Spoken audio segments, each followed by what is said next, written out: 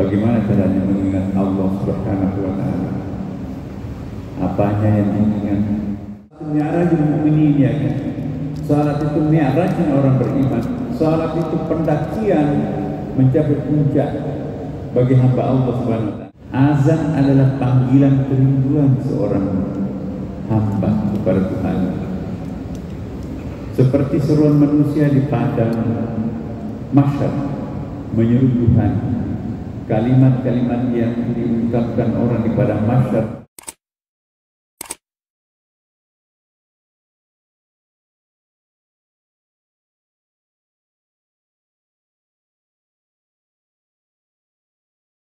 Assalamualaikum warahmatullahi wabarakatuh. Waalaikumsalam warahmatullahi wabarakatuh. Alhamdulillahilladzi akramana wa hamalana fil barri wal bahri wa razaqana min at-thayyibat wa faddalana ala katsirin mimman khalaqna tafdila. Asyhadu an la ilaha illallah wa asyhadu anna Muhammadan abduhu wa rasuluh. La nabiyya ba'da. Allahumma salli wa sallim ala sayyidina wa habibina wa syafi'ina maulana Muhammadin sallallahu alaihi wasallam. Amma ba'd. Ibu-ibu dan bapak-bapak sekalian yang sama-sama diberkahi, dicintai Allah Subhanahu wa Ta'ala, pada penghujung bulan suci Ramadan tahun ini sepatutnya kita bersyukur wabil khusus yang hadir pada kesempatan malam ini di rumahnya masih kita diberikan kesehatan dan ma'unah pertolongan Allah Subhanahu wa Ta'ala, karena kita terpilih sebagai orang-orang yang mendapatkan petunjuknya pada malam ini. Sebelum kita melanjutkan lebih jauh, Bapak Ibu sekalian, bagi yang baru hadir, mari kita memperbaharui niatnya i'tikaf kita, semoga mendapatkan pahala i'tikaf yang mudah-mudahan nanti berkah untuk kehidupan kita semuanya. Bismillahirrahmanirrahim. Nawaitu an a'takifa fi hadzal masjid sunnatan lillahi ta'ala. Saya berniat untuk i'tikaf di masjid ini karena Allah. Alhamdulillah kita sudah mu'takifan dan mu'takifin. Mari kita pelihara rukun i'tikaf kita. Mari kita perbaiki niat luhur kita. Mari kita perbaiki baik sangka kita kepada Allah Subhanahu wa Ta'ala.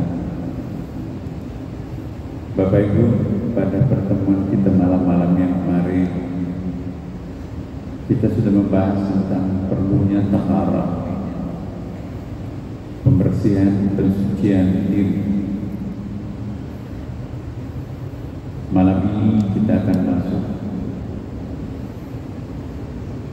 pada salat. Kalau pada saat kita membahas wudhu dan mandi, ada wudhu fikih, ada wudhu tariqah, ada wudhu hakikat. Sama juga dengan mandi, ada mandi fikih atau mandi syariah, mandi tariqah dan mandi hakikat. Maka tentu demikian pula halnya salat. Kualitas salat seperti apa yang kita tampilkan, yang kita persembahkan kepada Allah. Rasulullah SAW pernah bersabda bahwa bahwa itu ada dua umat yang salat, tetapi salatnya itu ya sama-sama bacaannya, sama-sama gerakannya, hanya saja antara keduanya salatnya seperti antara bumi dan langit. Sesungguhnya ada dua orang dari umatku mendirikan salat, ruku dan sujudnya sama, namun perbedaan kualitas salatnya antara keduanya seperti antara bumi dan langit. Jadi yang membedakan salat mereka itu ialah tingkat kualitas zikrullah, ingatannya kepada Allah Subhanahu wa taala. Dalam Al-Quran dikatakan wa aqimis salata li dzikri, dirikan salat untuk mengingat aku.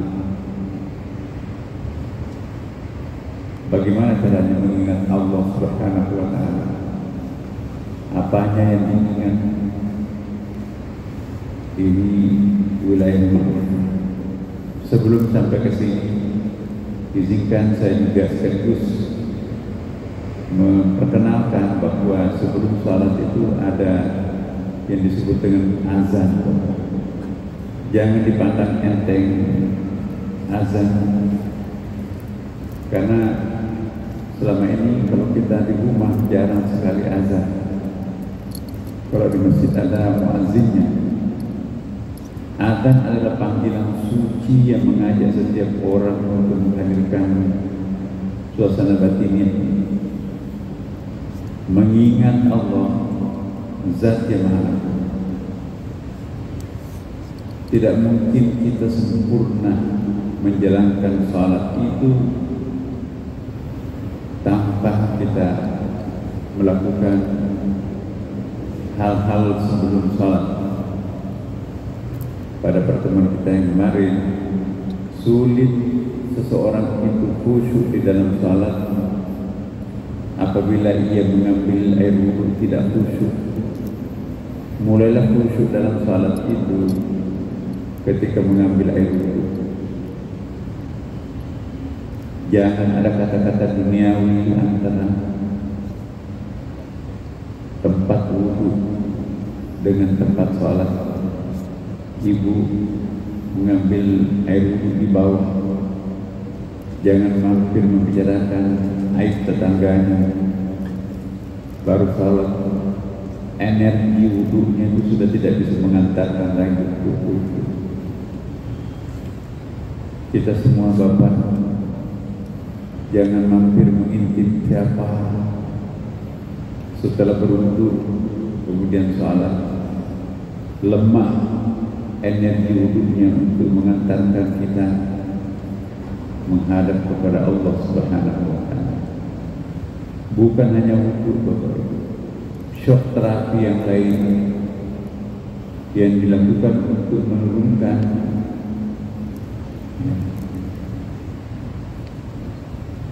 beta, pergerakan otak yang sangat kencang, turun ke alfa dari 24 per second menjadi 12, kira-kira seperti itu, adalah wudhu mendinginkan otak, pikiran, perasaan yang panas, entah panas karena marah, entah panas karena terlalu gembira.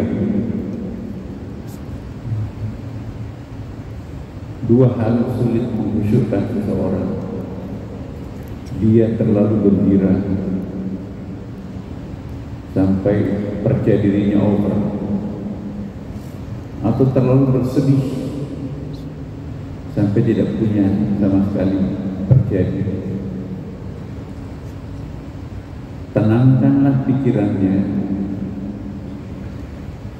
hadirkan dirinya di hadapan Allah dan lupakan apapun yang kita alami. Jika kita sedang sedih, serahkan dirinya kepada Allah. Jika kita terlalu gembira, serahkan juga dirinya kepada Allah. Itu salah satu syok terapi. Setelah itu kita menggunakan pakaian bersih, menutup aurat, tadinya terbuka. Itu juga punya kekuatan syok terapi, menurunkan gelombang energi otak. Dan satu poin yang sangat penting ialah azan. Wajib hukumnya menjawab surah azan, maka itu juga sekaligus membantu kita untuk turun ke dalam suasana yang lebih nyaman.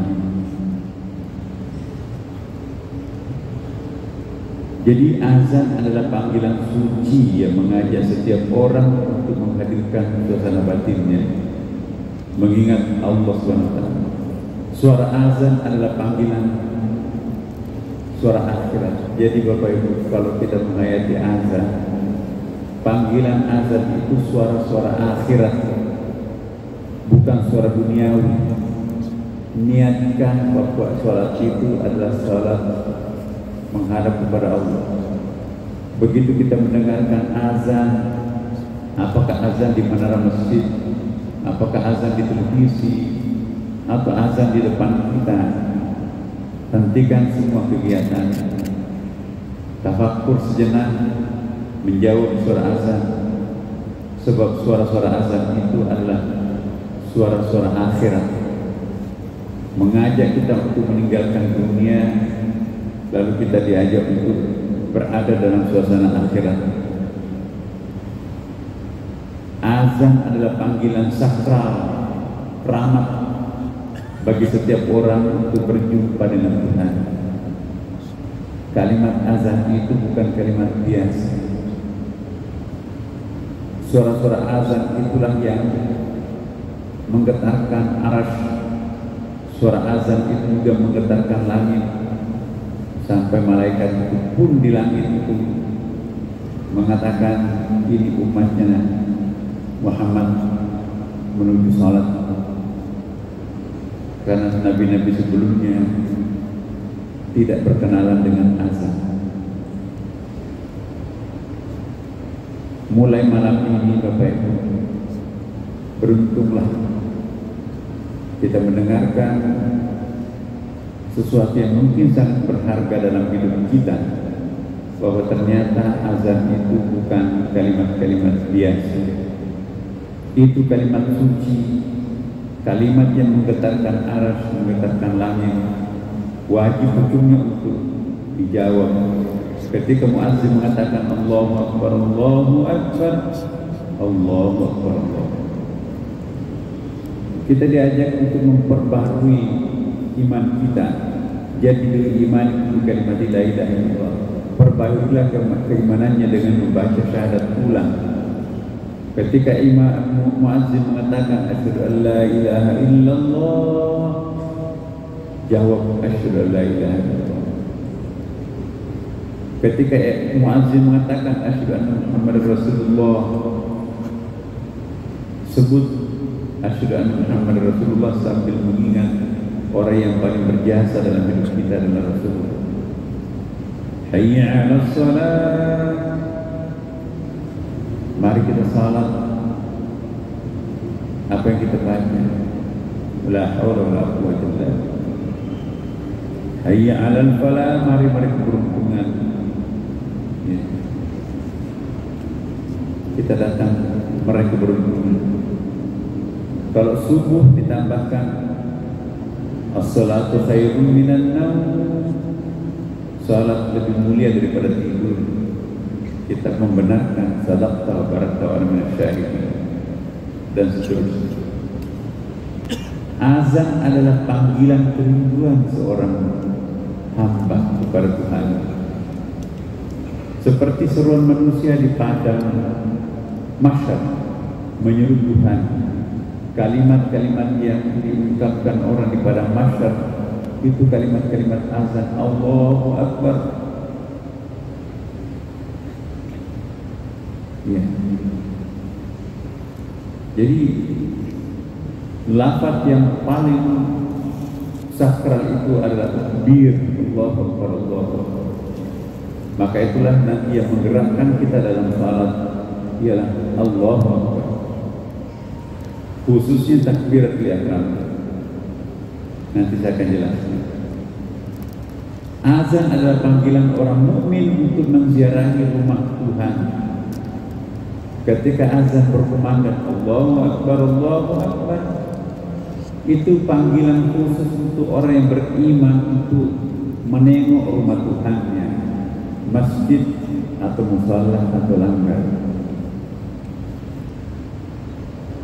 Azan seruan dan undangan untuk Isra dan Mi'raj menuju Tuhan. Jadi azan itu Bapak, undangan untuk Mi'raj mendaki langit, bukan kalimat biasa. Kan as-salatu mi'rajul mu'minin, ya kan? Salat itu mi'rajnya orang beriman. Salat itu pendakian mencapai puncak bagi hamba Allah Subhanahu wa taala. Nah, ketika muazzin memanggil Allahu Akbar, Allahu Akbar, itu undangan langit untuk Bapak Ibu sekalian. Naiklah ke langit.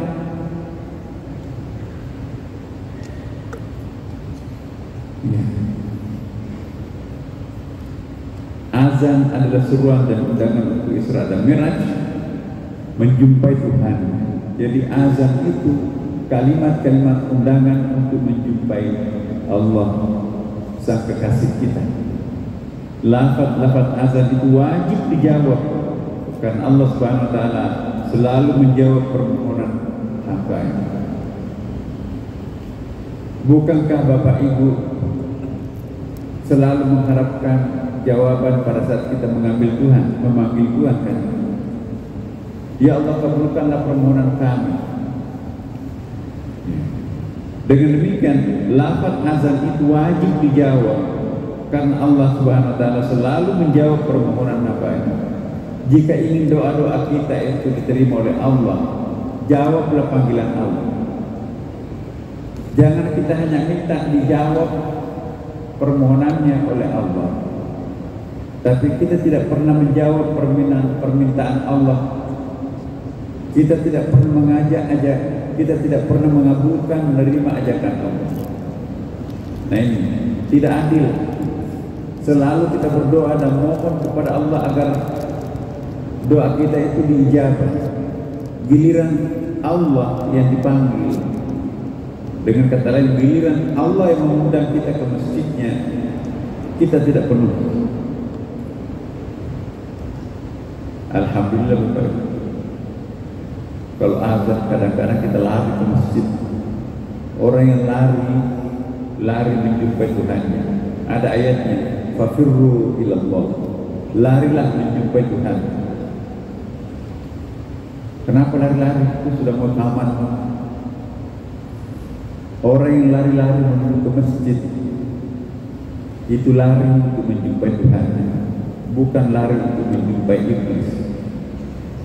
Doa sesudah azan sangat dianjurkan untuk mengingatkan kelemahan kita sebagai hamba dan keagungan Allah Subhanahu wa taala. Suara-suara azan itu diharapkan dapat melembutkan hati yang keras kita, meluruskan pikiran yang bengkok-bengkok yang kotor ini, dan melunakkan perilaku yang kasar kita selama ini. Jika suara azan tidak mampu memperbaiki kualitas hidup seseorang, berarti orang itu tidak menghayati suara-suara azan. Suara azan dan jawaban, ya, suara azan dan jawaban yang mendengarnya itu memperbaharui ikrar keimanannya. Karena kita bersyahadat kan? Sering saya sampaikan pada malam renungan kan, ada dua kalimat sakral, kalimat istighfar dan kalimat tahlil, astagfirullahaladzim dan la ilaha illallah. Ini bisa meruntuhkan, merobohkan, menghancurkan seluruh dosa masa lampau. Bagaimana hebatnya dosanya Umar bin Khattab sebelum Islam. Al-Gojo berbunuh, nggak bisa dihitung berapa orang yang bunuh. Dosa-dosa lain dilakukan oleh Umar bin Khattab. Tapi begitu dia bersyahadat, dia lahir seperti bayi yang baru lahir, tanpa sehelai dosa di dalam anggota badannya, dijamin masuk surga tanpa pemeriksaan malaikat. Itu kata Rasulullah. Salah satu sahabat Nabi yang dijamin masuk surga tanpa melalui pemeriksaan, Umar bin Khattab. Kenapa begitu bersih? Karena dia sudah mengucapkan kalimat tahlil berkali-kali. Umar bin Khattab, la ilaha illallah. Ulang-ulangilah la ilaha illallah. Keutamaan azan Bapak Ibu. Selama ini kan kita nggak tahu kelebihannya azan, dengar-dengarkan aja begitu. Seandainya orang tahu keutamaan azan, maka semua orang itu pasti berlomba-lomba menjadi muazzin. Ini hadis Nabi. Walaupun perempuan, Aisyah radhiyallahu anha dalam satu riwayat disebutkan bahwa perempuan juga boleh menjadi muazzinah. Istrinya Nabi, Aisyah, pintar azan, tapi azannya di depan komunitasnya sesama perempuan. Jadi kalau majelis taklim semuanya perempuan, sebaiknya ada yang azan seperti hanya kalau di masjid. Itu ada hadisnya, Aisyah azan. Para malaikat, saya ulangi, salat yang diawali dengan azan dan iqamah akan ikut dihadiri para malaikat dua saf. Kalau hanya iqamah diikuti hanya satu saf malaikat. Tidak pernah orang salat sendiri kalau mengawali salatnya dengan azan. Seandainya orang tahu apa keistimewaan azan, tidak pernah orang seumur hidupnya salat tanpa azan. Tapi yang kita lakukan adalah tidak pernah azan. Ibu, kalau salat di rumah azan kan? Bapak juga kan jarang ke azan, langsung tamat aja. Kalau ingin dihadiri oleh malaikat berbondong-bondong turun dari langit menjadi makmum kita, awalilah salatnya dengan azan. Qala Rasulullah.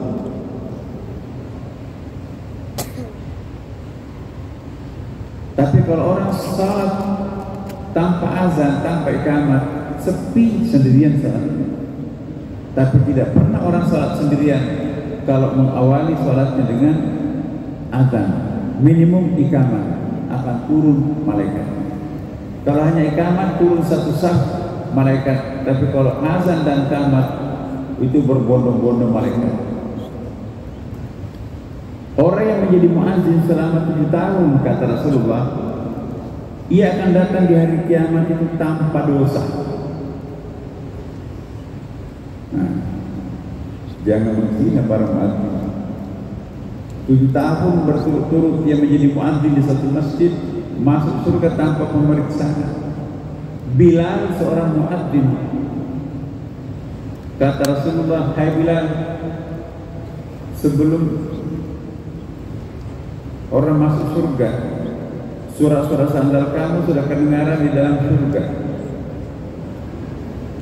Berarti yang paling pertama masuk surga adalah Bilal. Apa rahasianya Bilal? Muazzinnya Nabi. Bilal itu, waduh, pernah ditarik oleh kuda di padang pasir, panas, lari sekencang-kencangnya kuda itu, kemudian ditarik pakai tali, dipaksa kembali kepada ajaran agamanya lama, menyembah berhala. Lebih baik aku mati daripada pulang kembali ke ajaran agama lama itu. Terkelupas semuanya kulit-kulit. Dia teriak la ilaha illallah. Tapi bukan itu yang menyebabkan masuk surga lebih awal. Yang membuat Bilal masuk surga paling awal ialah, kata Bilal, yang aku lakukan tidak pernah dilakukan, jarang dilakukan oleh orang banyak, ialah setiap kali aku berwudu, aku langsung salat sunat wudu 2 rakaat. Kata Rasulullah, itulah yang menyebabkan aku pertama, yaitu muazzin. Jadi kalau ada muazzin dekat rumah, jangan memandang enteng, itu sahabat Allah. Minta bantuan, didoakan Bapak Ibu. Mungkin mendoakan dirinya tadi tidak dijabah, tapi mendoakan orang lain dijabah. Sama juga dengan imam juga. Imam lebih lagi, ada hadisnya tapi kita tidak baca. Seandainya orang tahu apa hikmah di balik imam, berlomba-lomba orang rebutan untuk menjadi imam. Begitu besar pahalanya seorang imam. Dalam hadis, para malaikat yang mendengarkan suara azan, ya, mengatakan ini suara-suara umat Nabi Muhammad SAW dengan penuh keyakinan terhadap Tuhannya, lalu mereka serentak untuk mendoakan umat Nabi Muhammad itu. Begitu suara azan didengarkan, maka para malaikat langit mendoakan seluruh umat yang mendengarkan suara azan itu, terutama yang menjawab suara azan. Hentikan rapatnya ketika azan dimulai. Skor sidang, dengarkan suara azan. Termasuk orang yang tidak berakhlak kepada Allah, kalau azan dikumandangkan, sibuk bicara, tidak menjawab suara azan, sibuk memimpin rapat, sibuk berjual beli, sibuk makan. Tunggu suara azan itu, ya, terutama kalau kita sekarang kan buka puasa azan, walaupun makan tapi ingat makanan kecil dulu dan sambil menjawab suara azan. Nah, banyak sunat azan berkumpul. Siapa tahu nanti sudah mulai azan, ya berwudu dulu, menutup aurat. Muazzin harus berdiri, ya tentu yang kuat berdiri, menghadap ke arah kiblat, badan serong ke kanan saat membaca hayya 'alas shalah 2 kali kan, badan serong ke kiri sedikit ketika membaca hayya 'alal falah.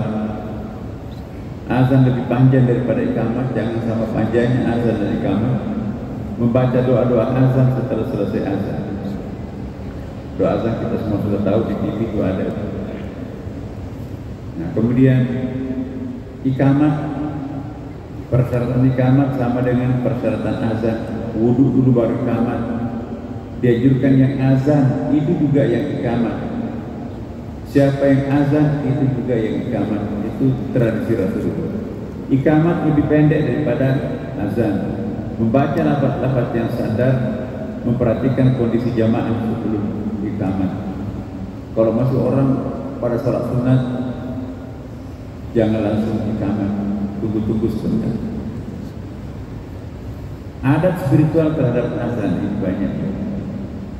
Apabila mendengarkan suara takbir di dalam azan, maka seketika itu kita diminta untuk menundukkan kepala, mengecilkan diri di hadapan kebesaran Allah.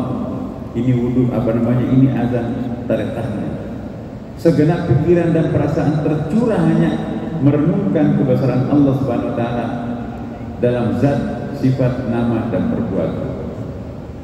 Setinggi apapun jabatan, sebanyak apapun kekayaan, harus segera melupakannya sambil menjawab surah azan. Allahu Akbar.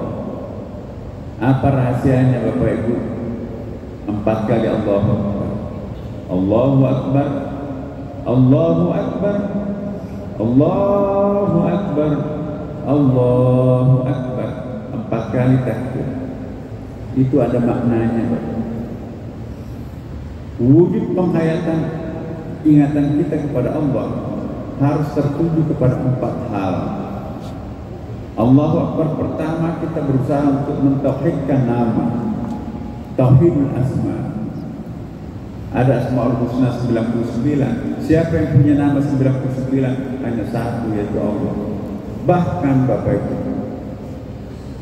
dalam pengajian-pengajian kita di Masjid Istiqlal ini, saya sudah pernah jelaskan, seluruh nama-nama alam, binatang, tumbuh-tumbuhan pada hakikatnya itu juga adalah nama Allah Subhanahu wa ta'ala. Nama-nama alam ini dengan berbagai macam spesiesnya itu tidak lain juga adalah indirect name-nya Allah, nama tidak langsungnya Allah Subhanahu wa Ta'ala. Pohon kelapa, siapa pohon kelapa itu? Dari mana asalnya? Ujung-ujungnya nanti pasti akhirnya juga dari Allah Subhanahu wa Ta'ala. Jadi kelapa itu juga nama Allah. Karena alam semesta ini sebetulnya siapa? Sebelum alam ini diciptakan, Bapak Ibu, sembunyi di mana alam ini? Dulu kan alam ini nggak ada kan?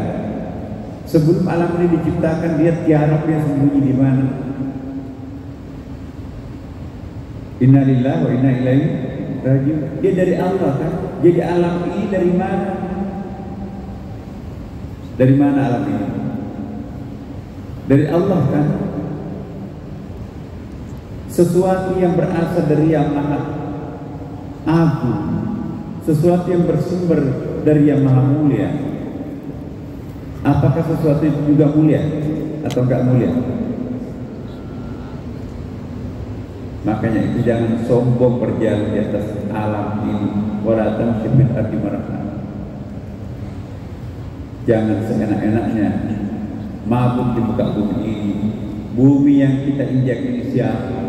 Orang yang berjalan sombong di atas buminya Allah, bersumpah tanah itu, kalau kamu nanti kamu masuk dalam liang lahat, akan aku jepit tulang rusuknya seperti ini. Tidak ada benda mati dalam Al-Quran. Semuanya punya akal, semuanya punya kecerdasan, semuanya punya batin sama dengan kita. Hanya orang sekuler, hanya orang ateis yang mengatakan benda mati. Wa in min syai'in illa yusabbihu bihamdihi walakin la ta'lamuna tasbihahu. Segala sesuatu itu bertasbih kepada Allah, hanya kalian yang tidak paham tasbihnya apa.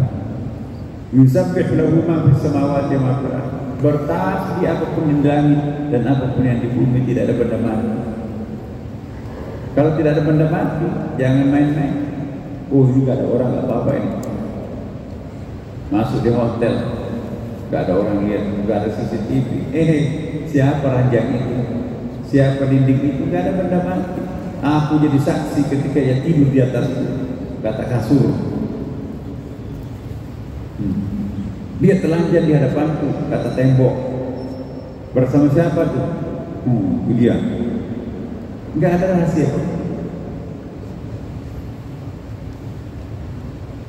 Takbir pertama kita merenungkan dan membayangkan kemahabesaran Allah, Zat yang Maha Agung. Jadi Allahu Akbar itu kita mengingat tauhid zat. Takbir kedua kita merenungkan dan membayangkan kemahabesaran dan keagungan sifat Allah. Tauhid sifat-sifat apapun sesungguhnya itu indirect sifatnya Allah. Itu tauhid. Takbir yang ketiga kita merenungkan dan membayangkan kemahabesaran dan keagungan nama-nama Allah Subhanahu wa Ta'ala.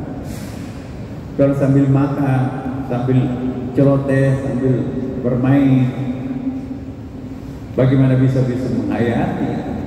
Maka itu kita tafakkur. Allahu Akbar, ingat zatnya Allah. Allahu Akbar, ya, ingat namanya. Allahu Akbar, ingat sifatnya Allah.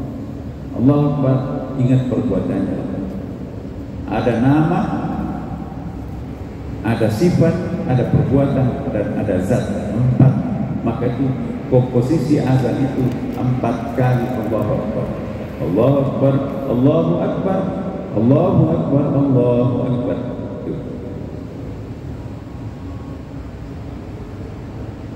Apabila muazzin menyebutkan asyhadu an la ilaha illallah dalam azan, maka tidak boleh ada sesuatu yang kita ingat selain Allah. Kita kagumi dan kita cintai Allah Subhanahu wa Ta'ala, jangan ada yang lain. Jika mendengarkan kalimat syahadat tersebut tetapi memikirkan sesuatu selain Allah, maka dikhawatirkan yang kita pikirkan itu yang kita sembah. Maka itu jangan ingat mobilnya pada saat azan. Asyhadu an la ilaha illallah, tidak Tuhan selain aku, tapi dalam pikirannya mobilnya, sandalnya, tasnya, suaminya. Itu tidak bagus. itu musyrik dalam pandangan hakikat. Tidak ada Tuhan selain Allah, tapi dalam pikirannya mobil Tuhan sama dengan ia karena Allah hanya aku yang kamu sembah. Tapi nanti mudah-mudahan Ramadan ini cukup untuk membahas ini. Kalau enggak, kita lanjutkan setiap malam Jumat di Istiqlal ini, Bapak Ibu sekalian. Saya ingatkan, umumkan juga sekaligus, di Masjid Istiqlal ini antara maghrib sampai isya itu kita melakukan doa dan istighatsah malam Jumat. Bergabunglah Bapak Ibu. Kalau enggak, melalui Zoom, muazzin kita, muazzin di Istiqlal itu adalah qari internasional, orang terbaiknya Indonesia. Muazzin Istiqlal itu muazzin terbaik di Indonesia. Itu qari. Imam pun juga selektif. Tidak gampang menjadi imam di Istiqlal, dites. Saya nggak tahu, kebetulan para muazzin, para imam itu juga alumni PTIP semuanya. Di masjid-masjid terbesar di Jakarta ini, imamnya rata-rata semuanya itu dari perguruan tinggi ilmu Al-Quran Jakarta. Lihat aktif, ya, muazzinnya, imamnya semuanya dari PTIP, Sunda Kelapa, semuanya dari PTIP. Alhamdulillah. Nah, kemudian yang ketiga, terakhir nanti kita lanjutkan besok malam lagi. Ketika muazzin membaca asyhadu anna Muhammadar Rasulullah, maka seketika itu kita mengingat junjungan kita, teladan kita, pembela kita, pemberi syafaat kita, Nabi Muhammad sallallahu alaihi wasallam. Lafaz ini adalah satu kesatuan dengan kalimat sebelumnya, asyhadu an la ilaha illallah, yang dikenal dengan dua kalimat syahadat. Kita harus menjawab seruan azan tersebut dengan lafaz yang sama, asyhadu anna Muhammadan Rasulullah. Apabila muazzin menyerukan hayya 'alas shalah, maka kita dianjurkan untuk tafakkur sambil menjawab surah azan itu dengan kata la haula wala quwwata illa billah. Sama juga kalau hayya 'alal falah, la haula wala quwwata illa billah. Hayya 'alal falah juga sama. Ini ada kisahnya menarik. Ada dua orang Yahudi mau membangun masjid di samping dinding masjidnya Rasulullah. Hebat sekali, baru pindah ke Mekah, baru pindah ke Madinah, followernya sudah sedemikian banyak. Terancam orang Yahudi di Madinah. Oh, rahasianya karena ada masjid, tempat berkumpulnya sekretariatnya umat Islam itu di masjid. Akhirnya orang Yahudi bangun masjid persis di temboknya masjid. Marah Umar, marah sahabat Nabi. Kurang ajar banget nih si Yahudi ini. Masa bangun masjid di bangun sinagoga di pinggir masjid. Diprotes, ini kan tanah saya. Akhirnya datang kepada Rasulullah. Memang tanah itu saya punya. Panggil Pak RT-nya orang tua. Yang di sini kan muhajirin pendatang banyak. Kata Pak RT orang tua di tempat, memang tanahnya dia Rasulullah. Ya kalau memang tanahnya jangan dilarang. Monggo mas, silakan bangun aja sinagoganya. Kita berdampingan di sebelah katedral di Istiqlal. Tapi apa yang terjadi? Sebel banget sahabat Nabi. Karena kalau kita kan ada jalanan yang mengantarainya, kan? Ada sungai yang mengantarai. Di sana nggak ada, cuma tembok. Nekat itu si Yahudi itu, orang kayanya Yahudi. Begitu dia datang mengontrol bangunannya, mendengarkan Bilal azan. Ketika sampai lafaz Bilal mengatakan begini, hayya 'alal falah, mari mereka beruntungan. Gemetar si Yahudi itu, dua orang itu, bosnya, sponsor, datang menjumpai Rasulullah. Ya Rasulullah, ada kalimat aneh yang diucapkan oleh Bilal dan teriak-teriak di menara masjid itu. Apa yang dibaca itu, hayya 'alal falah? Oh, itu fungsinya masjid ini untuk mengajak orang mereka beruntungan. Kata dua Yahudi itu, kalau memang tujuannya masjid itu mengajak orang meraih keberuntungan, maka saya tidak perlu membangun sinagog ini lagi. Tujuan kami membangun sinagog ini mengajak orang untuk meraih keberuntungan. Udah perluas saja masjidnya, saya tidak jadi membangun sinagog. Coba kalau berhadapan dengan Umar yang keras itu, udah tegang terus itu, tapi berhadapan dengan lembutnya Rasulullah, sinagog dengan tanah yang luas itu disatukan dengan masjid Nabi. Aku tidak perlu membangun sinagog. Tujuan masjid ternyata sama dengan tujuan membangun sinagog. Lama-kelamaan ini masjid itu. Insya Allah besok masih kita punya ketemu di waktu di sini. Bapak kita lanjutkan. Kita akan sholat sunat tasbih ini. Kalau tidak habis, saya anjurkan kepada kita semuanya nanti fahami sholat hakikat. Bagaimana mungkin bisa khusyuk dalam sholat kalau tidak memaknai hikmah di balik takbiratul ihram? Ada 12 rahasianya takbiratul ihram. Seandainya orang paham apa rahasianya takbiratul ihram, tidak akan pernah ada orang yang meninggalkan sholat sunatnya. Sholat sunat apa? Karena itu pendobrak hijab-hijab yang mengantarai dirinya dengan Tuhan. Rahasia takbiratul ihram menyimpan banyak rahasia. Di antara rahasia itu ialah mi'raj. Jadi ketika kita membaca takbiratul ihram, Allahu Akbar, itu kita tancap gas menuju langit. Maka itu salah satu puncak salat itu ialah takbiratul ihram. Sebagai orang awam, ada 3 tempat yang betul-betul kita harus konsentrasi mengingat Allah. Kalau tidak bisa untuk selamanya salat itu kita lakukan. Saya kira untuk kita orang awam susah Bapak Ibu. Tapi minimum di 3 tempat ini kita lakukan. Puncakkan kesadarannya kepada Allah pada 3 tempat dalam salat. Yang pertama, ketika kita membaca takbiratul ihram, Allahu Akbar, seluruh anggota badan kita termasuk jiwa, pikiran, hati kita menghadap, bertawajjuh kepada Allah Subhanahu wa taala. 2 telapak tangan kita menghadap ke Ka'bah, sejajar dengan telinga. Itukah pertanda give up? Angkat tangan di hadapan Allah.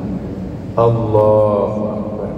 Pasrah, melipat kedua tangan kita, menirukan mayat. Mayat ketika melipat tangannya seperti itu. Tanda kepasrahan puncak yang kita berikan kepada Allah Subhanahu wa taala. Salat kita ini adalah penyerahan total diri kita kepada Allah. Setelah itu kita mengikrarkan, inna salati, sesungguhnya salatku, wa nusuki dan ibadah, wa mahyaya hidupku, wa mamati dan kematianku, lillahi rabbil alamin, hanya untuk Engkau ya Allah. Itu sudah bahasa langit itu Bapak Ibu. Karena mi'raj itu kan tadi adalah takbiratul ihram itu simbol mi'raj. As-salatu mi'rajul mu'minin, kata Rasulullah. Salat itu mi'raj, pendakian spiritualnya seorang hamba kepada Tuhan menuju ke puncak. Simbol Allahu Akbar. Seolah-olah kita sudah sampai ke langit, maka yang keluar dari mulut kita itu inna sholati wa nusuki wa mahyaya wa mamati lillahi rabbil alamin. Sudah enggak ada anak, enggak ada keluarga, enggak ada jabatan, enggak ada rumah, enggak ada apapun. Hanya Allah, nafsi, hanya Engkau dan aku ya Allah. Itu sudah bahasa langit itu, karena memang kita sudah mi'raj. Mi'raj berarti perjalanan rohani menuju Tuhan.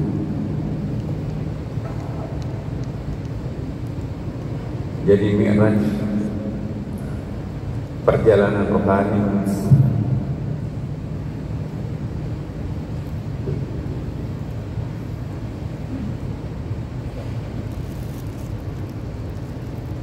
Mi'raj bukan hanya Nabi Muhammad SAW, tetapi juga para hambanya. Ada ayatnya, Subhanalladzi asra bi'abdihi lailan minal masjidil haram ilal masjidil aqsa alladzi barakna haulahu linuriyahu min ayatina innahu huwas samiul basir. Maha suci Allah yang memperjalankan hamba. Tidak dikatakan di Muhammadin, bukan dikatakan di nabihi atau di rasulihi, dia memperjalankan Nabi Muhammad atau nabinya atau rasulnya, tapi di abdihi, hambanya. Kita kan semuanya di sini adalah hamba Allah juga, berarti kita pun juga berpeluang untuk mi'raj. Tapi apakah semua hamba? Tidak. Ada huruf ba di situ, bi, di abdihi. Di situ dalam bahasa Arab itu littabai, kedekatan. Jadi hamba yang bisa mi'raj itu hamba yang lengket dengan Tuhannya, yang attach, yang punya attachment dengan Allah Subhanahu wa ta'ala. Lailan, malam seperti kita sekarang ini, dan seterusnya. Jadi setiap kali seorang hamba salat, maka setiap kali mulai itu melakukan mi'raj. Bayangkan kalau kita lengkapi salat-salat fardu itu dengan qabliyah dan ba'diyah, baik yang sunat muakkad maupun ghair muakkad, maka luar biasa. Seorang kekasih Tuhan tidak mau lagi membedakan antara yang sunat dan yang fardu. Hanya orang awam yang mau membedakan ini ibadah sunat, ini ibadah wajib. Para kekasih Allah Subhanahu wa ta'ala, mudah-mudahan seperti kita semua di sini, sudah tidak mau membedakan lagi yang sunat dan yang wajib. Meninggalkan yang sunat seperti meninggalkan yang wajib. Sudah tidak mau meninggalkan lagi yang sudah tidak mau meninggalkan ibadah-ibadah yang selama ini dikategorikan itu kan cuma sunat. Menganaktirikan yang sunat itu tanda keawaman seseorang. Sama juga sebaliknya, kekasih Tuhan tidak mau membedakan antara makruh dengan haram atau yang syubhat dengan haram. Semua ditinggalkan, karena itu dua-duanya sama-sama tidak disukai Allah Subhanahu wa ta'ala. Saya menghimbau kepada kita semua, mulai malam ini jangan pernah meninggalkan ibadah-ibadah sunat, puasa-puasa sunat. Kalau perlu, mulai malam ini Bapak Ibu, jangan lagi membedakan antara yang sunat dan yang wajib. Lakukanlah semuanya dua-duanya, karena semuanya itu dicintai oleh Allah Subhanahu wa ta'ala.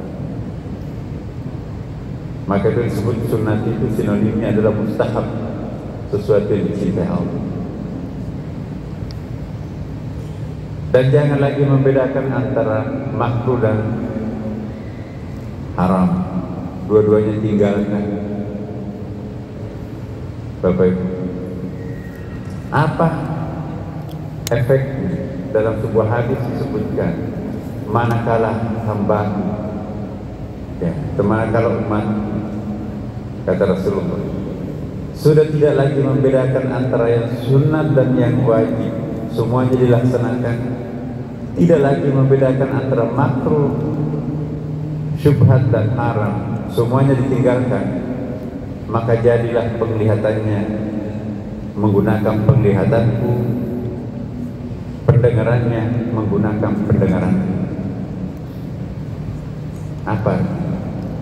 Begitu dekatnya orang itu, dia sudah mampu meminjam mata Tuhan untuk melihat, telinga Tuhan untuk mendengar. Kira-kira Bapak Ibu sekalian, kalau kita meminjam mata Tuhan untuk melihat, masih ada nggak rahasia? Tersingkaplah semua. Itu yang disebut dengan mukasyafah, sebuah penyingkapan.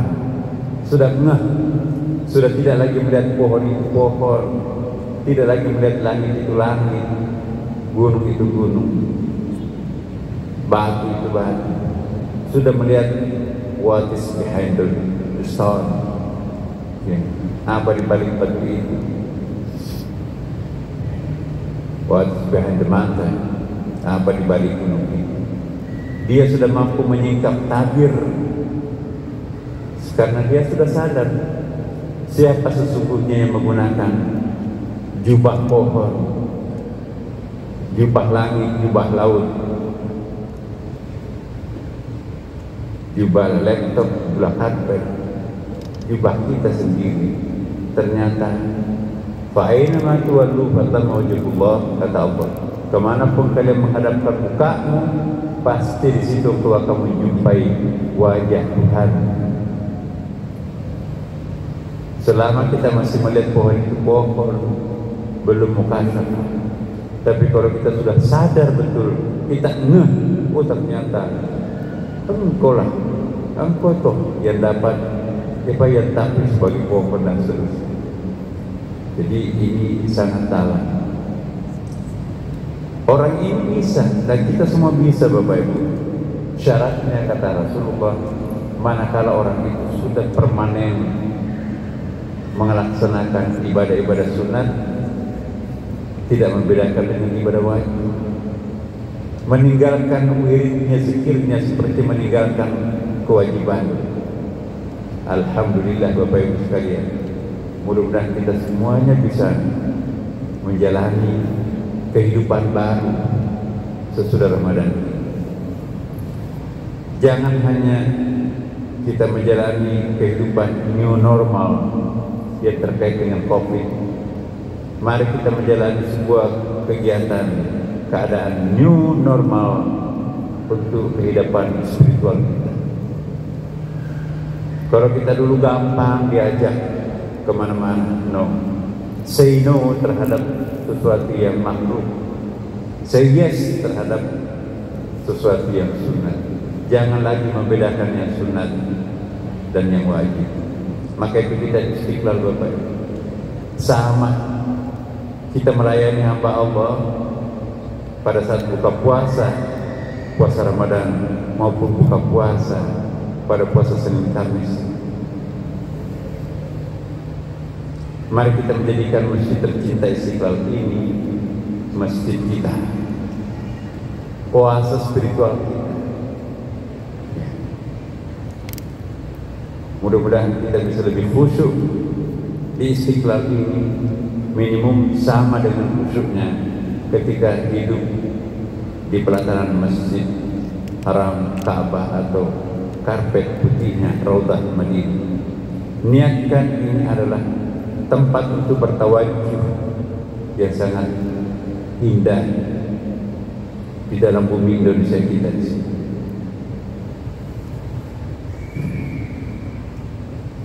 Bapak Ibu sekalian, ada 10 keutamaan takbiratul ihram. Ini baru takbiratul ihram. Nanti kita akan bahas hakikat ruku, tidak sujud. Tentu tidak mungkin bisa kita lakukan lagi dalam bulan Ramadan ini, karena Ramadan siapa tahu hari ini terakhir. Tapi nanti kita akan lanjutkan pada setiap malam Jumat di Masjid Istiqlal. Saya sendiri akan menemani Bapak Ibu semua. Dan insya Allah datanglah, rindukanlah rumah Allah seperti merindukan rumah sendiri. Pertama, keutamaan takbir. Roh takbir ialah at-tasbih. Tasbih sesungguhnya adalah pensucian diri kita dari firasat, khayalan, bayangan, dan pikiran tentang Allah. Jadi yang perlu dibersihkan di masjid kita ini Bapak Ibu, yang perlu dibersihkan dalam salat ini ialah khayalan-khayalan kita. At-takhayyul, khayalan itulah yang sering mengimajinasi yang kotor, yang syubhat, yang haram, yang indah-indah, pedang itu maksiat. Bersihkan bayangan-bayangan dan pikiran tentang apapun, termasuk mengklaim bahwa pikirannya seperti itu pikiran Allah. Inilah yang pernah kita bahas bahwa konsep pensucian diri itu ada dua macam, Bapak Ibu. Pensucian itu artinya pensucian Allah dari berbagai macam pikiran-pikiran yang tidak tepat untuknya. Itu disebut tanzih. Tanzih pensucian itu dua macam. Ada tanzih subuhi, ada tanzih kudusi. Tanzih subuhi mensucikan pikiran-pikiran kita yang tidak tepat kepada Allah. Allah itu diskriminatif. Tetanggaku tidak pernah tersentuh air wudhu, tidak pernah puasa. Jadi konglomerat pejabat. Aku yang setiap malam sholat tahajud, sholat Tuhan, tapi nggak dapat apa-apa, malah dapat musibah langganan. Allah itu tidak memihak kepada aku. Itu harus dibersihkan, Bapak Ibu. Tidak mungkin Allah tidak adil terhadap kekasihnya. Hanya kita tidak tahu apa hikmah di balik pemberian Allah itu. Seandainya kita diberikan pemahaman apa arti di balik setiap musibah, kekecewaan, penderitaan, bahkan penyakit, maka kita pasti akan mensyukuri semuanya. Maka itu orang-orang syakur bukan hanya mensyukuri nikmat Allah, itu yang disebut syukur. Syakur itu mensyukuri apapun yang datang dari Allah, termasuk musibah, penderitaan, kekecewaan, penyakit. Karena dia yakin itu surat cinta Tuhan. Tanda-tanda jika Allah mencintai hambanya, dia mendatangkan musibah di dunia agar tidak transit lagi di neraka. Musibah itu pencuci dosa masa lampau, Bapak Ibu. Sehari kita dilanda penyakit demam, 100 tahun Allah akan menghapuskan dosa-dosa kita. Hanya karena kita tidak tahu hikmah di balik musibah itu, maka kita mengutuk musibah itu. Padahal itulah yang terbaik buat kita. Asa an takrahu syai'an wa khairul lakum wa asa an tuhibu syai'an wa syarrul lakum. Boleh jadi menurut engkau itu adalah buruk, kata Allah dalam Quran ini, tapi itu baik bagimu. Boleh jadi menurut itu baik bagimu, tapi itu buruk di mata Allah. Padahal dunia ini tempat menanam, bukan atau belum untuk memanennya nanti di surga. Ya. Jadi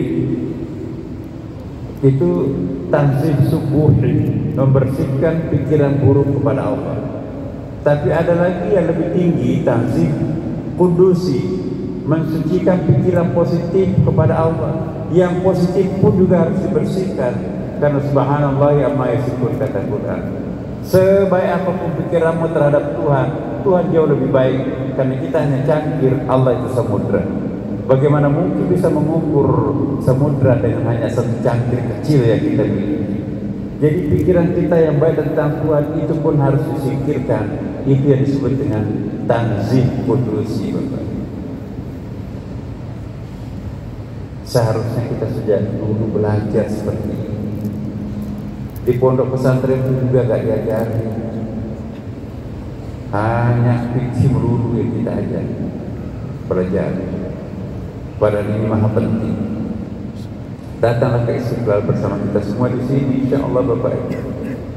Mari kita menciptakan suatu komunitas Istiqlal yang betul-betul yang akan menggapai keberhasilan dunia akhirat. Tasbih juga mensucikan Allah dari berbagai macam pikiran dan asumsi serta keraguan terhadap keberadaan Allah. Itulah maknanya subhanallah amma yasifun.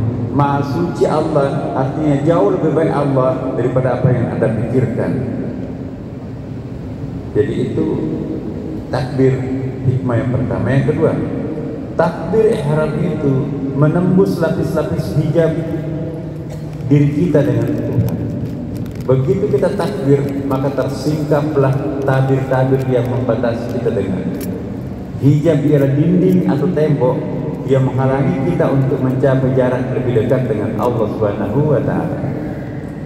Sebelum takbir ihram dianjurkan kita untuk betul-betul fokus dan berkonsentrasi kepada Allah.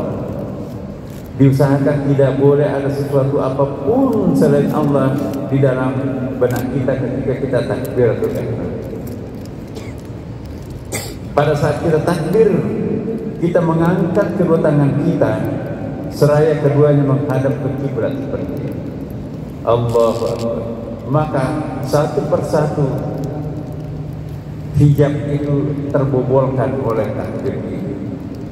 Ini kita akan bahas pada pertemuan kita yang akan datang. Besok insyaallah kalau masih ada waktu kita lanjutkan. Demikian.